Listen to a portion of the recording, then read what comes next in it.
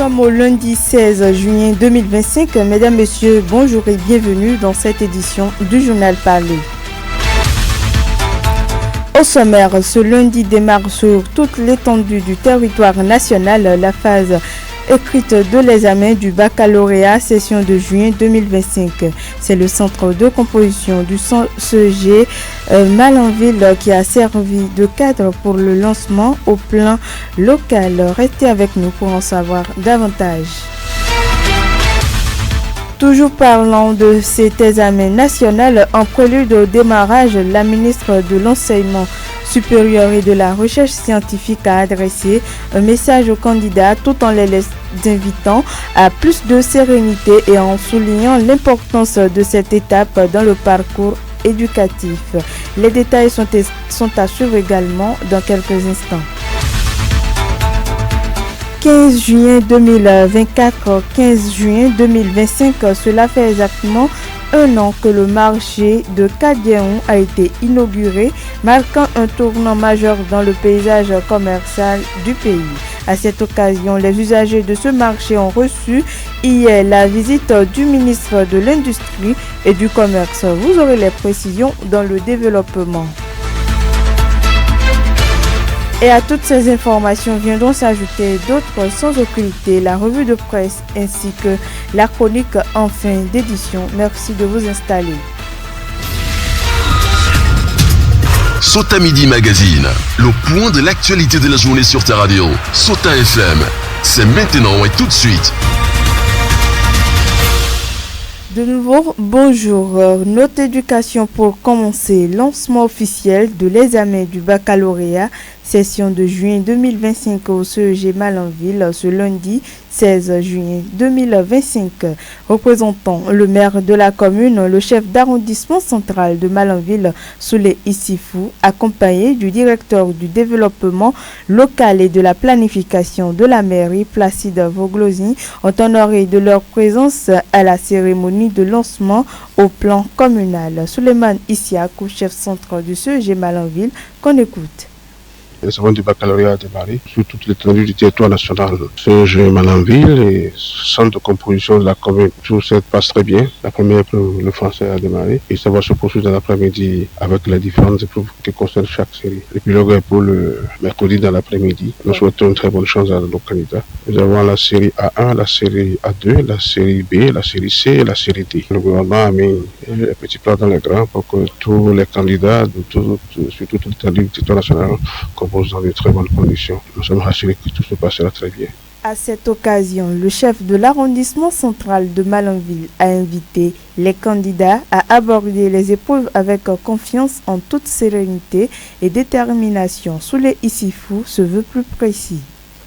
Aujourd'hui, c'est un jour mémorable pour nous tous parce que si nous sommes là, c'est tout juste pour vous encourager dans la sérénité, le courage pour votre premier diplôme universitaire. Donc, je lance cet appel vibrant, que vous soyez serein, vous lisez et vous relisez encore une fois de plus, dans le calme, et je le redis encore dans le calme, parce que c'est ce que nous attendons de vous. Nous attendions de vous beaucoup de choses, des bons résultats de notre commune. Dans l'espérance, s'il plaît à Dieu, d'ici quelques heures, au moins 48 heures, beaucoup de choses sont attendues de vous, parce que nous avons lancé un cri de cœur pour nous tous envers vous. C'est vous que nous attendions, parce que c'est vous qui vont nous succéder à nos places que nous sommes aujourd'hui. Nous ne voulons pas que ça soit vide. Sur ce, je vous souhaite une bonne réussite de ce premier diplôme universitaire. Bonne chance. C'est le moment pour le chef centre de rappeler le rôle de chaque acteur pour le bon déroulement de l'examen du baccalauréat 2025 au centre de composition du CEG Malanville. Écoutons Souleymane Issiakou. Je commencerai par les parents. C'est le moment de bien s'occuper des apprenants, de faire en sorte que les apprenants soient soignés d'abord, se déparasiter et ensuite traiter le paludisme s'il y en avait ou quelques affections qui pourraient les déranger pendant la période de composition, parce que ce n'est souvent pas gai pendant les compositions que les candidats sont malades et qu'ils soient mal à l'aise et qu'ils ne puissent pas dans les conditions normales pour pouvoir composer. Ce que nous allons leur demander maintenant que la composition a démarré, de veiller à chaque fois à ce que les enfants mangent correctement à la maison, des repas bien sécurisés, qui ne viendront pas donc les déranger pendant la période de composition. Et de veiller également sur leur santé, leur sécurité, et veiller à ce que les enfants partent toujours très tôt de la maison et qu'ils ne viennent pas au centre de composition en retard, parce que même jusqu'au dernier jour, quand vous venez en retard, on peut toujours vous exclure du centre et c'est préjudiciable pour donc tout l'effort que les parents ont fourni depuis le début de l'année. Donc il faut encadrer les enfants, même s'ils sont de grands enfants, il faut toujours les encadrer en ces moments de composition. Et aux enfants, je leur demande d'être sereins, calmes, de réviser à chaque fois qu'ils viennent, de se débarrasser de tout document compromettant dans les salles de composition, d'être corrects et de bien travailler. Merci. Au total, le CEG Malanville abrite cette année 332 candidats, dont 135 filles au baccalauréat session de juin 2025, répartis dans 12 salles de composition avec 5 séries représentées, à savoir A1, A2, B, C et D. Ils sont plus de 79 500 candidats des deux CS à aller à l'assaut du baccalauréat session de juillet 2025. 140 centres de composition sont apprêtés sur l'ensemble du territoire béninois pour accueillir ces participants. Dès ce jour, lundi 16 juin 2025, déjà à la veille, la ministre de l'Enseignement supérieur a délivré un message à l'endroit des acteurs du système éducatif. D'entrée, Éléonore Yaïla Descamps donne les précisions sur les chiffres du bac 2025. On l'écoute. À la veille de cette session du baccalauréat 2025, moment éminemment décisif dans la trajectoire scolaire de milliers de jeunes béninois, j'ai l'honneur d'adresser à chacun de vous un message de mobilisation, d'espérance et de responsabilité. En effet, ce lundi 16 juin 2025 démarre sur l'ensemble du territoire national les épreuves écrites du baccalauréat session unique de juin 2025. Au total, 79 588 candidats contre 75 381 l'année précédente, soit une augmentation de 4 207 candidats répartis dans 140 centres de composition prendront part à cette évaluation majeure. Ceci traduit une parfaite augmentation de 5,25% des candidats. Le baccalauréat, premier diplôme universitaire, plus qu'une simple formalité académique, incarne du sérieux, rappelle la ministre de l'Enseignement supérieur et de la Recherche scientifique. Éléonore Yaïla Descamps fait un bref point des actions du gouvernement talon dans le domaine de l'éducation. On l'écoute. Le baccalauréat, dois-je le rappeler, porte d'accès à l'enseignement supérieur, ne saurait être réduit à une formalité académique. Il incarne, bien au contraire, au cœur de la vision stratégique du chef de l'État, son Excellence, M. Patrice Talon, une étape importante du système éducatif béninois est résolument tournée vers l'excellence. Sous l'impulsion éclairée du gouvernement, notre système éducatif connaît depuis 2016 une transformation structurelle sans précédent. Relecture des curricula, revalorisation des standards d'évaluation, éradication méthodique des mauvaises pratiques, réhabilitation du mérite. Autant de chantiers majeurs qui ont renforcé la valeur académique de nos diplômes, tant sur le plan national qu'à l'échelle internationale. S'adressant aux acteurs impliqués dans l'organisation du baccalauréat, la ministre Éléonore Yaïla Descamps invite chacun à jouer son rôle. Suivez son appel. Je vous exhorte donc à aborder ces épreuves avec sérénité, dans le strict respect des règles républicaines. Je vous invite également à vous présenter à l'heure dans vos centres de composition, munis de votre convocation et d'une pièce d'identité en cours de validité. Car désormais, le mérite n'est plus une espérance abstraite, il est une exigence cardinale. Et seule l'excellence autorise l'accès aux plus hautes sphères du savoir. À vous, autres acteurs de la communauté, je tiens à rendre aussi un hommage appuyé, vous qui dans l'ombre ou où que vous soyez, assurez la réussite de ce processus. Enseignants, et encadreurs dont la constance pédagogique façonne la relève intellectuelle de demain. Je vous exprime toute notre admiration. À vous, parents et tuteurs, premiers éducateurs qui soutenez avec abnégation les efforts de vos enfants, je vous encourage dans cette belle dynamique. Et vous, les équipes techniques et administratives, dont le professionnalisme garantit l'intégrité et la crédibilité de l'évaluation naturelle, je vous exhorte à la poursuite de ce que vous savez déjà très bien faire. Je l'avais annoncé en titre il y a quelques instants, 15 juin 2024, 15 juin 2025. Le marché moderne de Kadiaon à Cotonou dans le sud du pays célèbre son premier anniversaire.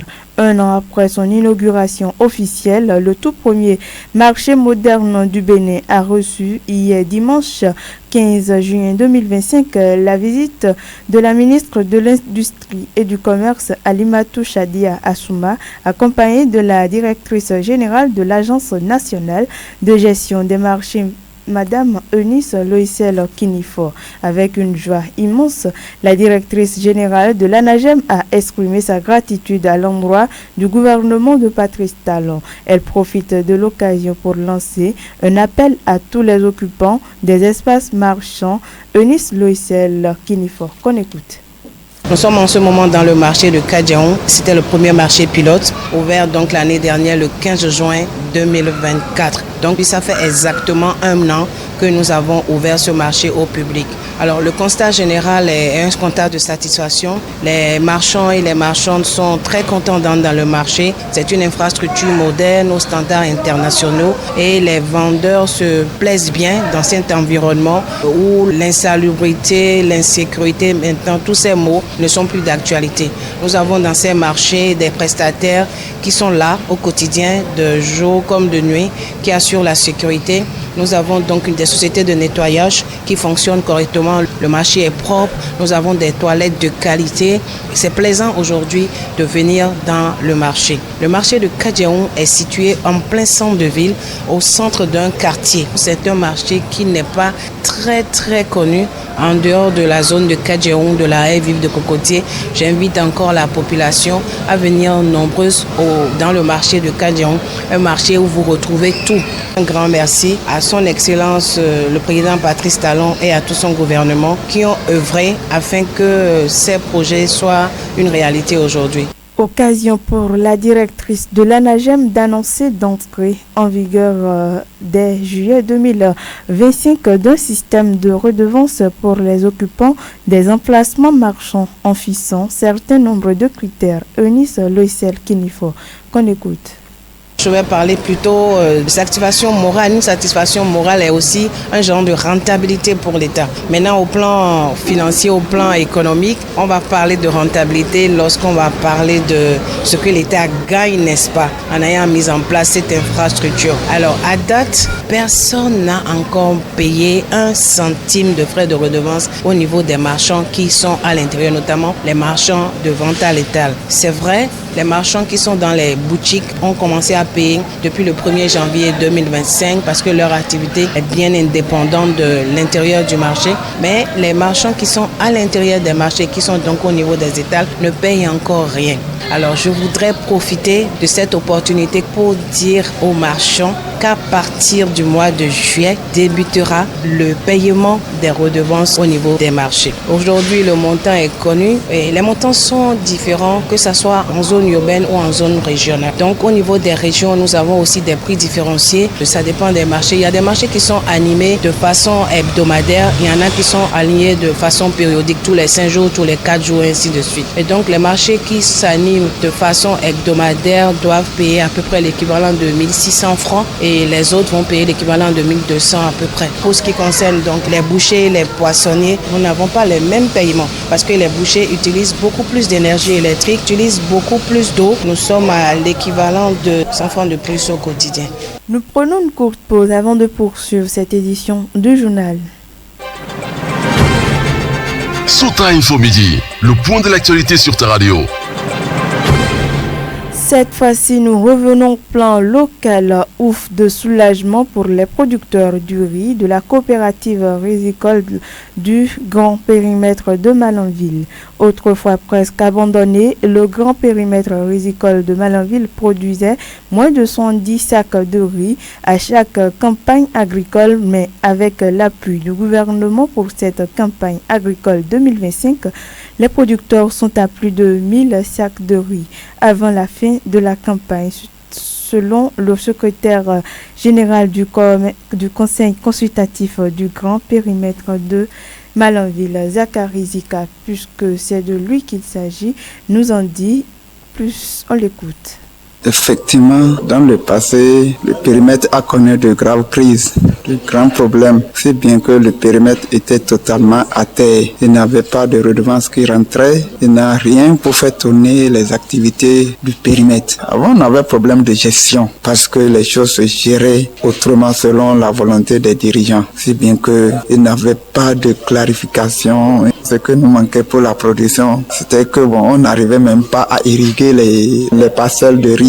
Donc on n'a pas de ressources propres pour irriguer les parcelles de riz. On n'arrivait même pas à magasiner les sacs parce qu'on récoltait, on vendait en même temps pour résoudre certains problèmes. C'est bien qu'à la fin, on est encore les bras vides. Donc on n'arrivait plus à nous gérer nous-mêmes. Entre-temps, avec l'invitation de son Excellence, Monsieur le Président de la République, au Palais à Cotonou, avec ses conseils, ses guides, on a vu que vraiment cette année, ça a marché.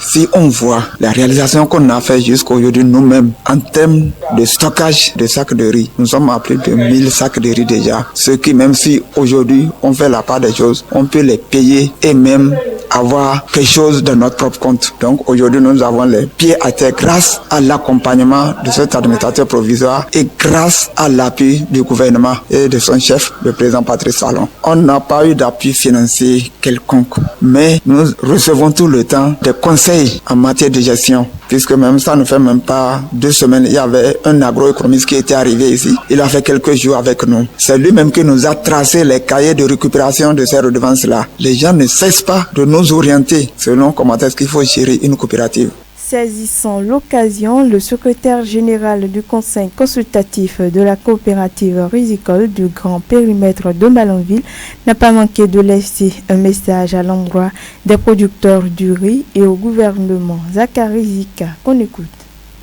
Le message que j'ai à l'endroit des producteurs d'abord, c'est que ayons confiance en nous-mêmes. Parce que en toute chose, si tu n'as pas confiance en toi et être acteur de l'activité dont tu es en train de vouloir te faire grandir, tu ne peux rien faire. Il y a d'autres qui sont parmi nous, qui vont sur certains médias pour décourager les producteurs. Le gouvernement a promis, donc on attend toujours le remerciement. On ne sait même pas comment est-ce qu'on va remercier le président Talon et son gouvernement. Parce que même si le matériel n'est pas encore commencé par arriver, avec les conseils qu'il nous a donné, qu'on a suivi, c'est déjà un pas pour nous. Aujourd'hui, on était totalement à terre, mais aujourd'hui, nous sommes vraiment debout. On fait la contre-saison et la saison hivernale. Donc aujourd'hui même, on a fait le lancement déjà de la saison hivernale. À partir du mercredi prochain, les différentes sections vont commencer par nettoyer les différents canaux de drainage pour que même si la pluie tombe, on commence pas à drainer un peu pour vraiment encourager les producteurs à bien faire leur travail. C'est aux producteurs que je vais ajouter quelques mots. C'est-à-dire qu'aujourd'hui là, si tu veux arranger quelque chose, il faut commencer par arranger ta propre maison d'abord. Commence pas à travailler ta propre parcelle. Si tu travailles ta propre parcelle, là, tu peux vraiment travailler tout le périmètre. Mais si tu ne peux même pas travailler ta propre parcelle, tu ne peux pas gérer les autres. Il faut aimer ton activité. Là, tu peux bien gérer une coopérative. Mesdames, Messieurs, à présent, je vous invite à suivre la revue de presse de Lukman Woroukeou. Suivez la revue de presse sur Souta FM. Amis de la plume et du papier, mesdames, messieurs, bonjour. Dans l'actualité ce lundi, Talon annonce son départ en 2026. Principal sujet traité par les journaux, le matinal, le Canard du Nord, le potentiel, l'informateur Info Matin, Diakwata, Fraternité, le Télégramme rapporte que le président de la République, Patrice Talon, a présidé vendredi 13 juin dernier un séminaire au Palais de la Marina consacré à l'évaluation de la gouvernance locale et à l'examen des perspectives de la réforme de la décentralisation. Quotidien Le Meilleur s'intéresse principalement à ce que le président Patrice Talon a dit sur la gouvernance décentralisée à cette rencontre. Plus intéressant pour le Télégramme, c'est cette déclaration où le chef de l'État dit, citation, « Je crois que je n'aurai plus l'occasion d'une telle rencontre avec vous avant de passer la main. » Fin de citation. Pour mon confrère, mais également le Canada du Nord, Patrice Talon fait ses adieux aux préfets, maires et SE. Et donc, déduit Diakwata, Talon confirme son départ du pouvoir en 2026. Info Matin n'en dira pas le contraire lorsqu'il placarde en manchette alternance au pouvoir en 2026. Patrice Talon réaffirme son engagement constitutionnel. Plus donc de doute sur son départ en 2026, croit savoir l'informateur pour lequel Talon se veut convaincant. Le journal estime qu'on a l'impression que les polémiques incessantes sur son départ ou non commencent par l'agacer au point où il s'est voulu convaincant. Une nouvelle assurance pour le potentiel qui compte Talon comme ancien président dès 2026. Les journaux évoquent par ailleurs la réforme du secteur de la décentralisation évaluée. À l'occasion, renseigne la boussole, les attentes des maires pour une décentralisation plus efficiente ont été exprimées.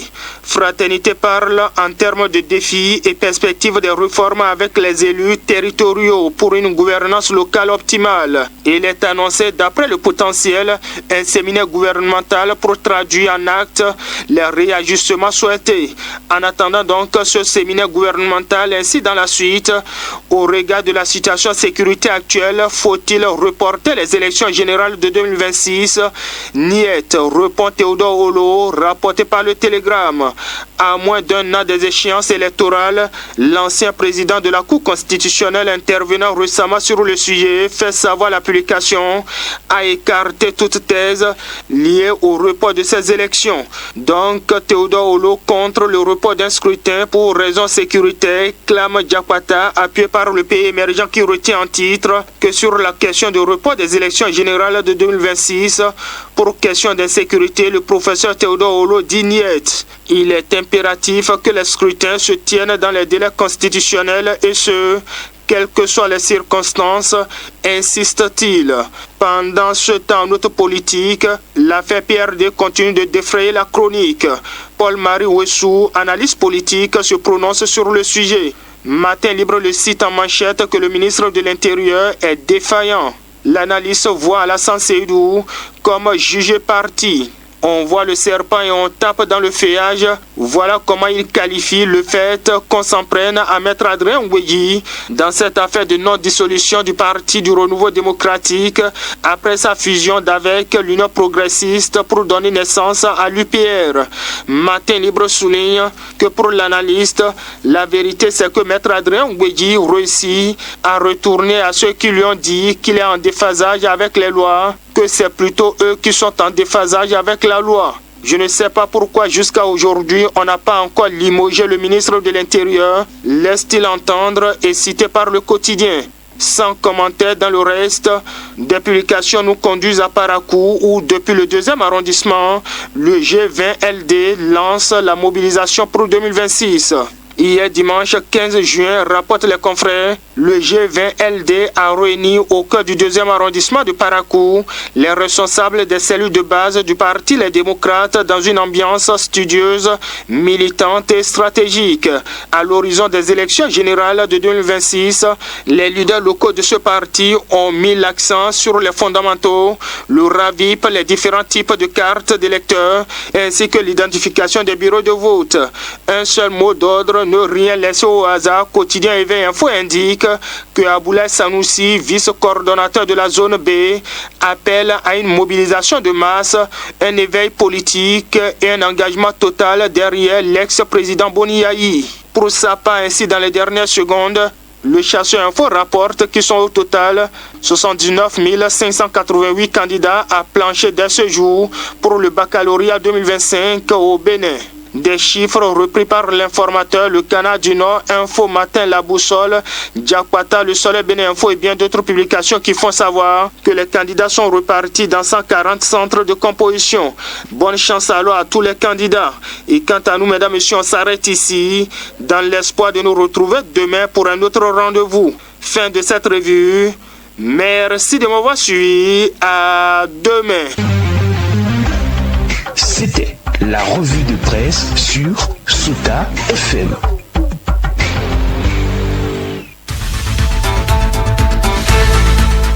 Mesdames, Messieurs, c'est la fin de cette édition du Journal Parlé. Merci à chacun et à tous. Dorcas Orisha, je suis à la présentation mise en onde Aboubakar Doko. Suivez tout juste après moi la chronique de Alassane Sani Bio. Passez une excellente semaine.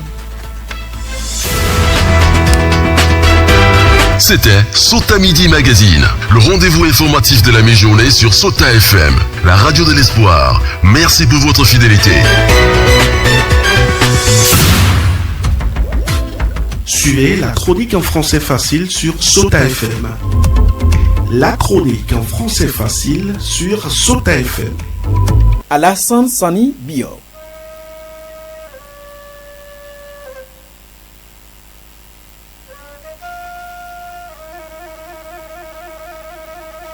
Bonne chance aux candidats. C'est la phrase fétiche qui vibre sur toutes les lèvres en ces temps-ci. Parce que les candidats en ont besoin. Après 9 mois de classe, ils ont 3 ou 4 jours pour montrer ce qu'ils ont appris. L'exercice n'est pas aussi facile, même si ce n'est pas un concours. L'élève moyen peut s'en sortir, mais il faut de l'application et de la sérénité surtout. C'est pourquoi l'expression « bonne chance » est la bienvenue pour chaque candidat. Parce que quand la chance t'accompagne, aucun obstacle n'entrave ton succès. Rien ne peut occuper ta pensée pendant que tu es face à l'épreuve autre que celle liée aux questions auxquelles tu es soumis. Et les réponses à ces questions arrivent aisément. Cependant, l'expression « bonne chance » ne suffit pas. Ces jours-ci, les enfants ont besoin beaucoup plus d'accompagnement. Les parents ont le devoir de se rendre disponibles pour eux malgré leurs occupations. À défaut, ils doivent trouver quelqu'un qui soit là pour eux au regard de la sensibilité de la période. À moindre de convenu, l'enfant peut tout rater. Il faut une stabilité psychologique. Les parents doivent donc veiller à cela et éviter de crier sur les candidats durant toute la période. Évitez de leur mettre la pression avec des menaces. Même si c'est votre habitude, montrez à l'enfant qu'il est une personnalité aujourd'hui. Une personnalité à qui on doit tout le respect, à qui on réserve tous les soins possibles. Il en a besoin pour traverser le moment. Le manger ne doit pas en manquer. Il faut toujours quelqu'un qui va l'encourager à la sortie de chaque épreuve. Que cette personne soit sur les lieux de composition avec lui pour veiller à tous ses besoins. Ne l'abandonnez pas seul. Cela peut l'encourager à mieux faire. Il saura qu'il ne compose pas seul. Il saura que toute la famille est avec lui. C'est banal, mais c'est très important. Votre présence dans le centre peut l'aider en cas de soucis de santé. Veillez à ce qu'il dorme à temps et se réveille tôt. Je sais que vous êtes déjà conscient de toutes ces dispositions, mais la répétition est pédagogique. Tous les examens ont besoin de ces attentions à l'endroit des candidats. Malheureusement, on voit des candidats qui marchent sur des kilomètres pour aller composer. Vous n'êtes pas incapable de lui garantir le transport de quelques jours seulement pour cet examen. Vous devriez donc en prendre les dispositions pour lui assurer cela, parce que la réussite à l'examen est la réunion de toutes les conditions essentielles. La grave erreur que les candidats même doivent éviter à jamais, c'est la correction des épreuves avec les amis avant la fin de l'examen. Parce qu'il est fréquent de voir les candidats à la fin de chaque épreuve tenter d'échanger sur celles déjà composées. C'est ce qu'il ne faut jamais faire, parce que ça décourage quand on a l'impression qu'on ne l'a pas bien traité, alors que vous pouvez vous tromper de ce que vous pensez. Des cas pareils ont conduit facilement à l'échec des candidats. C'est pourquoi il faut l'éviter au maximum. Vous finissez avec une épreuve, classez-la et concentrez-vous sur l'épreuve suivante. Ainsi, vous décrocherez votre baccalauréat comme de l'eau à boire. Citoyens de la République, c'est tout pour aujourd'hui. On se reprend très prochainement.